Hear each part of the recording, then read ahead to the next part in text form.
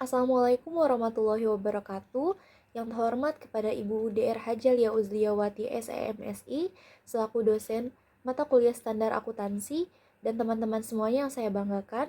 Saya Nur Indah Delia Nur Alipa dengan NIM 555220087 akan mempresentasikan materi PSAK 7 pengungkapan pihak-pihak berelasi. Yang pertama ada pendahuluan. Pada pendahuluan ini terdapat tujuan, ruang lingkup, tujuan pengungkapan pihak-pihak berelasi, dan juga definisi. Selanjutnya yaitu tujuan. Tujuan dari pernyataan ini adalah untuk memastikan bahwa laporan keuangan entitas berisi pengungkapan yang diperlukan untuk dijadikan perhatian terhadap kemungkinan bahwa posisi keuangan dan laba rugi telah diperbaharui oleh keberadaan pihak-pihak berelasi dan oleh transaksi dan saldo, termasuk komitmen dengan pihak-pihak tersebut. Selanjutnya ruang lingkup. Ruang lingkup ini yang terdiri dari A. Mengidentifikasi hubungan dan transaksi dengan pihak-pihak berelasi, B. Mengidentifikasi saldo termasuk komitmen antara entitas dengan pihak-pihak berelasi, C. Menentukan pengungkapan yang dilakukan mengenai butir-butir tersebut. Pernyataan ini mensyaratkan pengungkapan hubungan, transaksi, dan saldo pihak berelasi termasuk komitmen dalam laporan keuangan konsolidasian dan laporan keuangan tersendiri entitas induk atau investor dengan pengendalian bersama atau pengaruh signifikan atas investor. Pernyataan ini juga diterapkan untuk laporan keuangan individual. Selanjutnya yaitu tujuan pengungkapan pihak-pihak berelasi. Pertama, hubungan dengan pihak-pihak berelasi merupakan suatu karakteristik normal dari perdagangan dan bisnis. Sebagai contoh, entitas sering melaksanakan bagian kegiatannya melalui entitas anak, ventura bersama, dan entitas asosiasi. Dalam keadaan ini, entitas memiliki kemampuan untuk mempengaruhi kebijakan keuangan dan operasi investi melalui keberadaan pengendalian bersama, atau pengaruh signifikan. Kedua, suatu hubungan dengan pihak-pihak berelasi dapat berpengaruh terhadap laba rugi dan posisi keuangan entitas. Pihak-pihak berelasi dapat menyepakati transaksi di mana pihak-pihak yang tidak berelasi tidak dapat melakukannya. Ketiga, laba rugi dan posisi keuangan entitas dapat dipengaruhi oleh pihak-pihak berelasi bahkan jika transaksi dengan pihak-pihak berelasi tidak terjadi sekalipun. Hanya dengan keberadaan relasi itu saja mungkin sudah cukup untuk mempengaruhi transaksi dengan pihak lain. Selanjutnya yaitu definisi. Berikut adalah pengertian istilah yang digunakan dalam pernyataan ini, termasuk A. Anak dari individu dan pasangan hidup, B. Anak dari pasangan hidup individu, C. Tanggungan dari individu atau pasangan hidup individu. Selanjutnya definisi entitas yang berelasi dengan pemerintah, yaitu entitas yang dikendalikan bersama atau dipengaruhi secara signifikan oleh pemerintah. Selanjutnya itu kompensasi mencakup seluruh imbalan kerja sebagaimana yang didefinisikan dalam PSAK 24, yaitu tentang imbalan kerja. Kompensasi ini meliputi A. Imbalan kerja jangka pendek seperti upah, gaji, cuti tahunan berbayar, dan cuti sakit berbayar. B. Imbalan pasca kerja seperti pensiun. C. Imbalan kerja jangka panjang lainnya seperti cuti besar. D. Pesangon. Dan E. Itu pembayaran berbasis saham. Selanjutnya definisi lainnya, pemerintah mengacu kepada pemerintah, instansi pemerintah, dan badan yang serupa baik lokal, nasional, maupun internasional.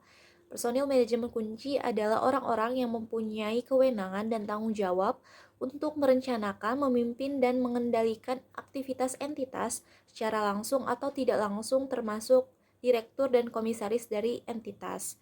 Pihak-pihak berelasi adalah orang-orang atau entitas yang terkait dengan entitas yang menyiapkan laporan keuangannya.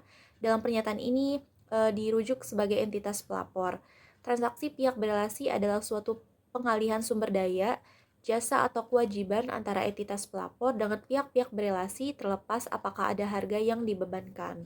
Kedua yaitu pengungkapan, terdiri dari seluruh entitas dan juga entitas yang berelasi dengan pemerintah. Selanjutnya yaitu seluruh entitas. Hubungan antara entitas induk dengan entitas anak diungkapkan terlepas dari apakah telah terjadi transaksi dengan mereka. Jika entitas memiliki transaksi dengan pihak-pihak berelasi selama periode yang dicakup dalam laporan keuangan, maka entitas mengungkapkan sifat dari hubungan dengan pihak-pihak berelasi tersebut. Sekurang-kurangannya, pengungkapan meliputi jumlah transaksi, jumlah saldo termasuk komitmen, penyisihan piutang ragu-ragu terkait dengan jumlah saldo tersebut, dan beban yang diakui selama periode dalam hal piutang ragu-ragu atau penghapusan piutang dari pihak-pihak berelasi. Berikut ini adalah contoh transaksi yang diungkapkan jika dilakukan dengan pihak berelasi, yaitu pembelian atau penjualan barang, barang jadi atau setengah jadi, pembelian atau penjualan properti dan aset lain, penyediaan atau penerimaan jasa, sewa, dan pengalihan riset dan pengembangan. Selanjutnya yaitu entitas yang berelasi dengan pemerintah. Entitas pelapor dikecualikan dari persyaratan pengungkapan di paragraf 18 atas transaksi dengan pihak-pihak berelasi dan saldo termasuk komitmen pemerintah yang memiliki pengendalian atau pengendalian bersama, atau juga pengaruh dengan pemerintah yang memiliki pengendalian bersama, atau pengaruh signifikan atas entitas pelapor dan entitas lain yang merupakan pihak berelasi karena dikendalikan atau dikendalikan bersama atau dipengaruhi secara signifikan oleh pemerintah yang sama atas entitas pelapor dan entitas lain tersebut.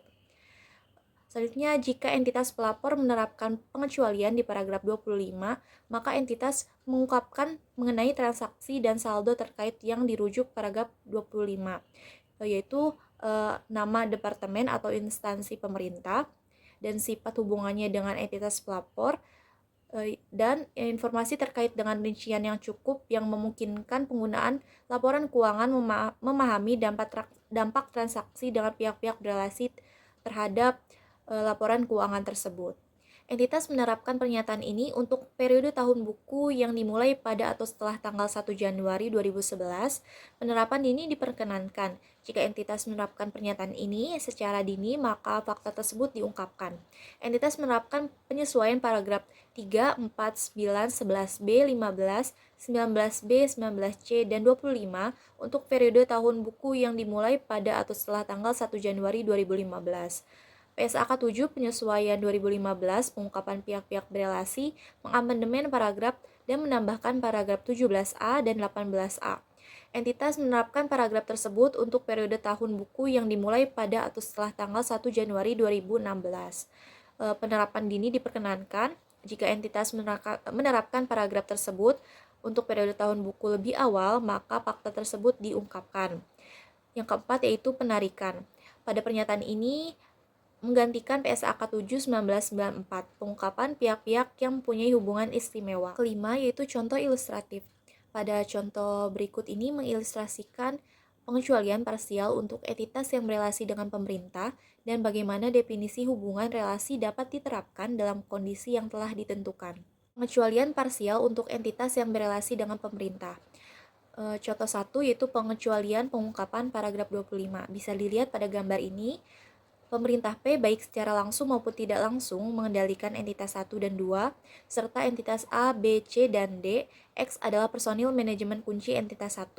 Untuk laporan keuangan entitas A, pengecualian paragraf 25 diterapkan untuk transaksi dengan pemerintah P dan transaksi dengan entitas 1 dan 2, serta entitas B, C, dan D. Namun, pengecualian tersebut tidak berlaku untuk transaksi dengan X. Selanjutnya itu definisi pihak-pihak berelasi. Contoh 2, entitas asosiasi dan entitas anak. Bisa dilihat pada gambar berikut ini, entitas induk memiliki kepentingan pengendali atas entitas anak A, B, dan C, dan memiliki pengaruh signifikan atas entitas asosiasi 1 dan 2.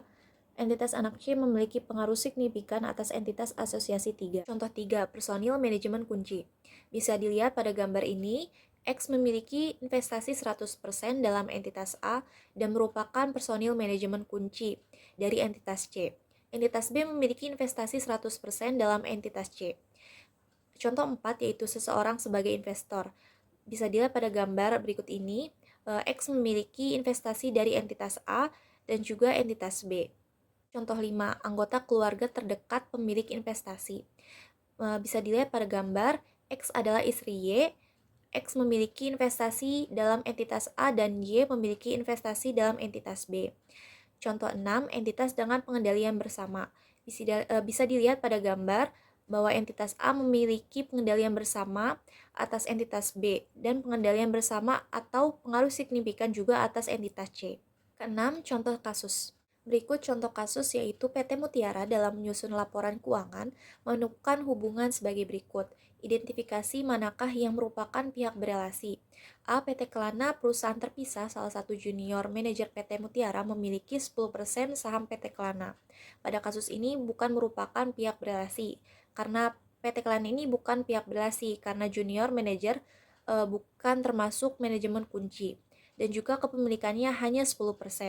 B. Anak perempuan direktur PT Mutiara. Nah, pada kasus ini merupakan pihak berelasi karena direktur merupakan anggota manajemen kunci dan anak merupakan bagian dari keluarga dekat. C. Direktur PT Mutiara memiliki 70% saham PT Putra. Pada kasus ini merupakan pihak berelasi karena PT Putra pihak berelasi dengan direktur PT Mutiara karena dikendalikan oleh manajemen yang memiliki saham yaitu 70%. Selanjutnya yaitu implementasi PSAK 7 pengungkapan pihak-pihak berelasi pada PT Telkom. Implementasi akuntansi yang dibahas dalam pengungkapan pihak-pihak berelasi sesuai dengan PSAK 7 yaitu diterapkan oleh PT Telkom adapun sebagai berikut. Yang pertama, pengakuan piutang. Pengakuan piutang usaha terjadi jika perusahaan menjual produk secara kredit atau memberi jasa namun belum terjadi pembayaran kepada perusahaan. Mengenai implementasi akuntansi pihak-pihak berelasi atas piutang lain-lain, pihak berelasi pada PT Telkom menunjukkan hasil penelitian bahwa PT Telkom mengakui piutang tak tertagih apabila melewati satu periode pelaporan akuntansi sebagai cadangan kerugian piutang. Dalam hal ini, PT Telkom belum menganggap sebagai beban kerugian piutang. Kedua yaitu penilaian piutang. Untuk menyisihkan piutang, ragu-ragu terkait dengan jumlah saldo dalam hal ini, PT Telkom tidak mengungkapkan sepenuhnya yang mereka sajikan, hanya perusahaan Indosat, Indonesia, BMUM, dan lainnya. Seharusnya jika perusahaan berelasi tersebut tidak mengembalikan piutangnya dari satu periode akuntansi yang sesuai dengan aturan PSAK 7, maka perusahaan mengakui keduanya ke dalam beban yang tertera di laporan laba rugi. Ketiga, pencatatan piutang. PT Telkom juga mencatat penyisihan piutang hanya milik Indosat, Indonesia, BMUM, dan lainnya dengan mencatat transaksi tersebut dengan metode penyisihan. Seharusnya PT Indosat yang merupakan pihak berelasi dengan PT Telkom juga dicatat dan disajikan atas piutang tak tertagih miliknya tersebut. Hal ini membuktikan bahwa PT Telkom tidak mengungkapkan penyisihan piutang ragu-ragu terkait dengan jumlah saldo tersebut tidak menyeluruh. Keempat yaitu penyajian piutang. Berdasarkan data yang diperoleh dari laporan keuangan PT Telkom yang disajikan di dalam catatan atas laporan keuangan, terlihat bahwa ada beberapa perusahaan yang berelasi dengan PT Telkom yang memiliki piutang berelasi. PT Telkom menyajikan piutang lain-lain pihak berelasi tersebut telah sesuai ke dalam piutang lain-lain jangka panjang. Jadi dapat disimpulkan bahwa PT Telkom telah menerapkan PSAK 7 dalam pengungkapan atas pihak-pihak berelasi. Namun, dalam hal ini, implementasi akuntansi atas pengungkapan pihak-pihak berelasi pada PT Telkom, yaitu atas pengakuan, penilaian, pencatatan, dan penyajian ditemukan beberapa kekeliruan. Berikut daftar pustaka pada materi PSAK 7 ini. Sekian presentasi dari saya mengenai PSAK 7 pengungkapan pihak-pihak berelasi. Mohon maaf apabila ada kesalahan dan kekurangan. Terima kasih. Wassalamualaikum warahmatullahi wabarakatuh.